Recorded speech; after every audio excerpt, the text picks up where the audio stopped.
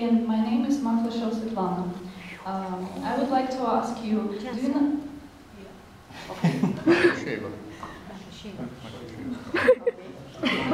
I would like to ask you, why do nanoparticles split into finer ones after femtosecond irradiation? Well, actually, nobody knows, and I tried to riddle this riddle. Just imagine, we have a nanoparticle and we irradiate it in water with femtosecond laser pulses. After this, the particle is heated and melts. And also there is an electron emission from its surface. These emitted electrons solvate in water, and therefore the particle becomes positively charged. That's what we have on the one hand.